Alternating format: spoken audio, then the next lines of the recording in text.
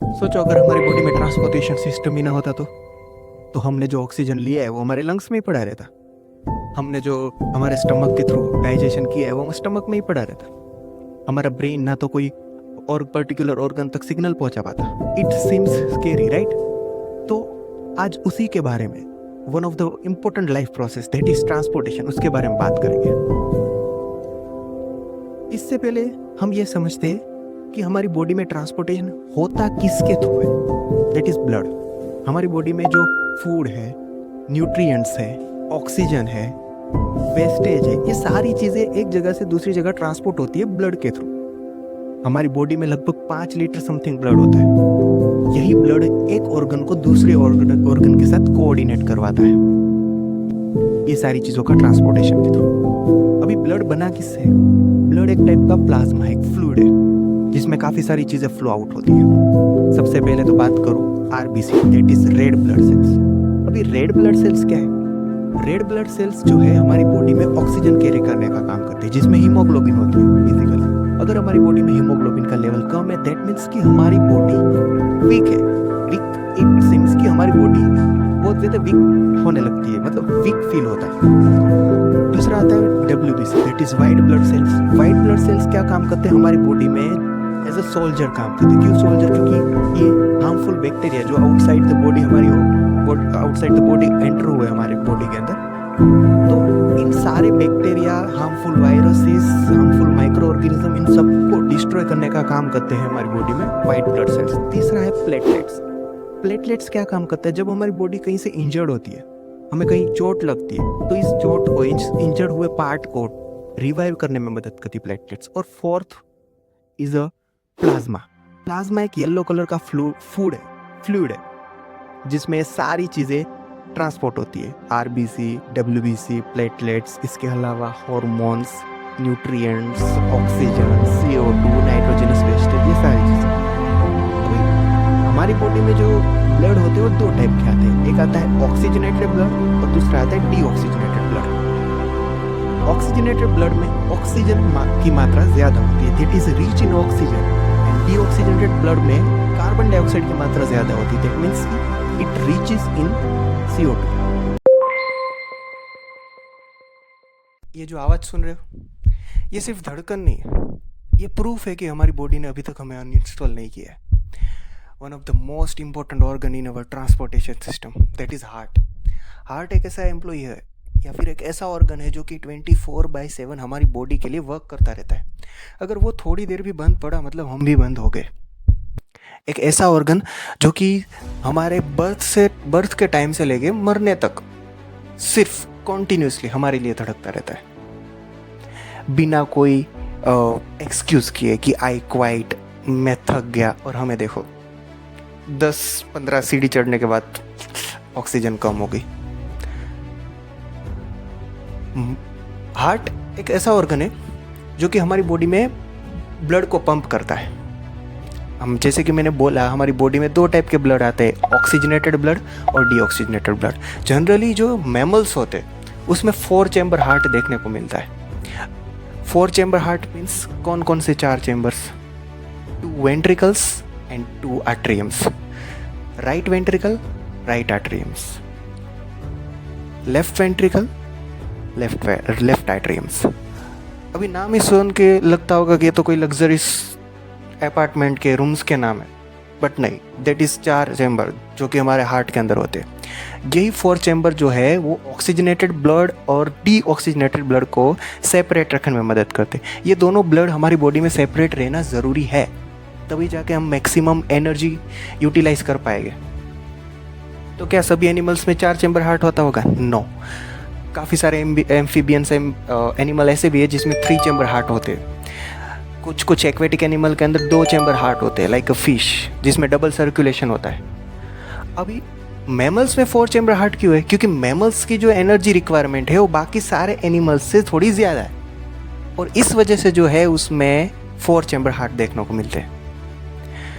पहले बात करते हैं right side of the heart, that is right atrium and right ventricles. अब यहाँ पे डीऑक्सीजनेटेड ब्लड एंटर होता है पूरी बॉडी में से। कहाँ कहाँ से?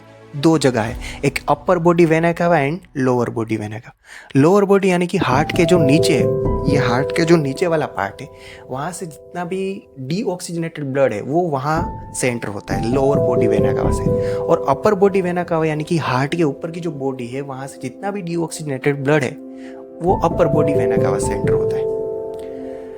जैसे ये ब्लड एंटर होता है, वो एंटर होता है राइट एट्रियम में, फिर वहाँ से जाता है वो राइट वेंट्रिकल्स में। फिर जब हमें पता है कि ये हार्ट जो है एक राइथमेटिक कॉन्ट्रैक्शन एंड रिलैक्शन करता है, यानी कि बीटिंग जिसको हम बोलते हैं हार्ट बीट्स, तो राइट वेंट्रिकल से सारा ब्लड फिर चला जाएगा लंग्स में, ताकि वो ऑक्सीजन गेन कर सके और CO2 को निकाल सके। लंग्स में हमें पता ही है कि लंग्स में एल्वियोलाई होते हैं जो कि एक्सचेंज करते हैं गैसेस का, डीऑक्सीजनेटेड ब्लड में से CO2 रिमूव करके उसमें ऑक्सीजन ऐड करने का। जैसे ही उसमें ऑक्सीजन ऐड हो जाता है तो सारा ब्लड फिर से हार्ट में एंटर होता है। हार्ट में सारा ब्लड एंटर होता है फिर लेफ्ट एट्रियम में, फिर वहाँ से ब्लड चला जाता है लेफ्ट वेंट्रिकल में। और जैसे कि हमें पता है heart beat systematically rhythmically contract and relaxes, तो जैसे ही फिर से हार्ट कॉन्ट्रैक्ट होता है तो सारा ब्लड फिर एयरटा के थ्रू पूरी बॉडी में ऑक्सीजनेटेड ब्लड पहुंचाता है, एक प्रेशर के साथ, एक पंप के साथ, जिसको सिस्टोलिक प्रेशर बोलते हैं। जब प्रेशर ज़्यादा होता है दैट मीन्स कि वो सिस्टोलिक प्रेशर है, और जब प्रेशर कम होता है मतलब हार्ट रिलैक्स कंडीशन में आ जाता है, इट मीन्स वो डायस्टोलिक प्रेशर है, जिसकी रेंज 80 से लेके 120 mmHg के बीच में होती है। तो ये थे फंक्शनिंग ऑफ हार्ट, जो कि हमारी बॉडी में ट्रांसपोर्टेशन में बहुत ही इम्पोर्टेंट रोल प्ले करते हैं। इसके अलावा हमें जो दो कंडीशन पढ़नी है, दो चीज़ें पढ़नी है, that is arteries and veins. जैसे कि मैंने बोला हमारी बॉडी में ऑक्सीजनेटेड ब्लड और डीऑक्सीजनेटेड ब्लड को सेपरेट रखना होता है। तो सेपरेट रखते कौन है? जैसे कि मैंने बोला ऑक्सीजनेटेड ब्लड होता है वो ट्रांसपोर्ट होता है आर्टरीज के थ्रू, और डीऑक्सीजनेटेड ब्लड ट्रांसपोर्ट होता है वेन्स के थ्रू।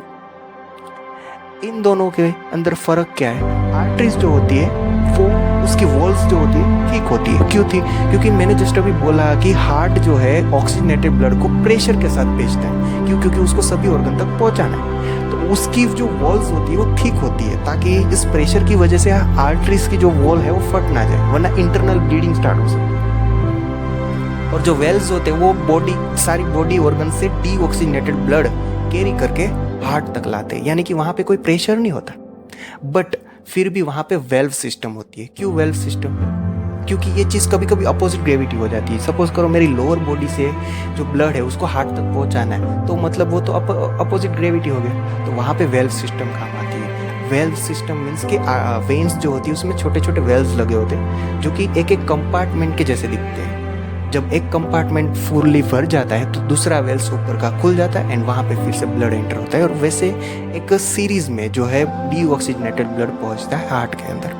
उसकी जो वॉल्स होती है वेन्स की वो थीन होती है, क्योंकि वहाँ पे कोई प्रेशर होता नहीं है। अब एक और इम्पोर्टेंट चीज़ आती है इन transportation human being, that is lymph. अभी लिम्फ एक कलरलेस फ्लूइड है जो कि इम्पोर्टेंट है एज ब्लड। जब हम ट्रांसपोर्टेशन की बात करते हैं तो हम सिर्फ ब्लड के बारे में ही बात करते हैं, लेकिन लिम्फ एक ऐसी चीज़ है जो कि काम ज़्यादा करती है बट रोल प्ले उसका कम दिखता है हमें। लिम्फ एक कलरलेस ब्लड है जिसमें बस रेड ब्लड सेल्स नहीं होते, वो फ्लो होता है टिश्यू के बीच में। हमारी जो बॉडी के अंदर टिश्यूज़ होती है वहाँ के बीच में फ्लो होता है लिम्फ, जिसमें सिर्फ RBC यानी कि रेड ब्लड सेल्स नहीं होते। और रेड ब्लड सेल्स ना होने की वजह से वो फ्लूइड एकदम ट्रांसपेरेंट है, उसमें ब्लड के मुकाबले लेस प्रोटीन होता है, लेकिन इसका काम जो है वो लेस नहीं है। क्यों? क्योंकि हमारी बॉडी में जब भी कोई वायरस एंटर होता है तो इसके अंदर होते हैं स्पेशल टाइप के लिम्फोसाइट्स। लिम्फोसाइट्स एक ऐसे स्पेशल टाइप के वाइट ब्लड सेल्स हैं जो कि प्रोटेक्ट करते हैं हमें वायरस से। इसके अलावा इसमें नोड्स भी आते हैं जो कि फिल्टर करते हैं। जब भी वायरस हमारी बॉडी में एंटर होता है तो इस नोड्स के थ्रू फिल्टर आउट हो जाते हैं। तो लिम्फ जो है वो हमारी टिश्यू के बीच में फ्लो होता है, उसमें ब्लड के मुकाबले लेस प्रोटीन होता है, और ये जो है एक स्पेशल टाइप के सोल्जर जैसे वर्क करता है हमारी बॉडी में। प्लस ये जो लिम्फ है वो लाइम्फेटिक कैपिलरीज में फ्लो आउट होता है, वो जो कि खुल जाती है लाइम्फेटिक कैपिलरीज के बाद वेन्स में और फिर फ्लो आउट हो जाती है। और तो और लाइफ जो है वो एक्स्ट्रा फ्लूइड को, हमारी बॉडी में से एक्स्ट्रा फ्लूइड को भी एब्जॉर्ब कर लेती है। वरना अगर हमारी टिश्यू के बीच में एक्स्ट्रा फ्लूइड जमा हो गया तो हमारी बॉडी ना लग के पानी पूरी लगेगी, राइट। और तो और हमारी बॉडी में फैट एब्जॉर्प्शन का काम भी लाइम्फ के थ्रू होता है। हमारी बॉडी जब हम सोते रहते हैं तब काफ़ी सारे वायरसेस से, काफ़ी सारे हार्मफुल बैक्टीरिया से लाइम्फ जो है डील करता रहता है, फाइट करता रहता है और हमारी बॉडी को प्रोटेक्ट करता रहता है। तो यही कुछ चीज़ों से पूरा ट्रांसपोर्टेशन सिस्टम बनता है ह्यूमन बॉडी के अंदर। इसके अलावा भी कुछ चीज़ें होती है, लेकिन हमारी जो